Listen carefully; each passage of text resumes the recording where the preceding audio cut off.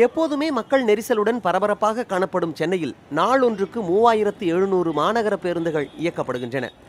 இங்கு போக்குவரத்து சேவையை மேம்படுத்தும் விதமாக பேட்டரிகளை கொண்டு மின்சாரத்தின் மூலம் இயங்கும் பேருந்துகளை கொண்டுவர போக்குவரத்து துறை திட்டமிட்டிருக்கிறது.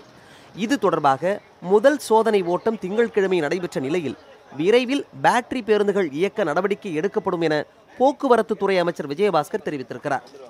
பேட்டரியினுடைய லைஃப், நம்பர் ஆஃப் பேட்டரிஸ், எவ்வளோ கிலோமீட்டர் போகுங்கிறதெல்லாம் டெக்னிக்கல் வைஸாக செக் பண்ணிவிட்டு போக்குவரத்தினுடைய முதன்மை செயலாளர் மற்றும் எம்டி எல்லாம் வச்சு பேசி அவங்க அந்த அசோக் லேலனுடைய அந்த உயர் அதிகாரிகளோட கலந்து பேசி மிக விரைவில் மாநகர போக்குவரத்து கழகத்தில் எலக்ட்ரிக் பஸ் இயக்கப்படும். போக்குவரத்து துறை நட்டத்தில் இயங்கி வரும் நிலையில் சரியான திட்டமிடலுடன் புதிய திட்டங்களை நடைமுறைப்படுத்த வேண்டும் என நுகர்வோர் அமைப்பினர் வலியுறுத்தினர்.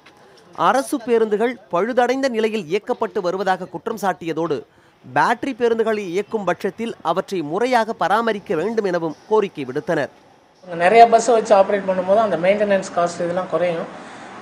ஆளுங்களும் ஓவர் ஹெட் எக்ஸ்பெண்டிச்சர், இப்போ ஒரு பஸ்ஸுக்காக உங்க மெக்கானிக் அதை உண்டான டெக்னீஷியன் வைக்கும்போது அதில் செலவுகள் அதிகமாக இருக்கும். அதனால் அப்படி இயக்கும் பட்சத்தில் நிறைய அதிகமான பஸ்களை இயக்கும் போதும் இயக்கினால் நன்மை பயக்கும்.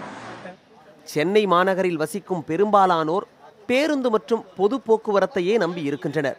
இந்த நிலையில் அரசு கொண்டு வரும் திட்டங்கள் பொதுமக்களின் இன்னல்களை குறைப்பதாக இருக்க வேண்டும் என்பதே அனைவரின் கருத்தாக உள்ளது.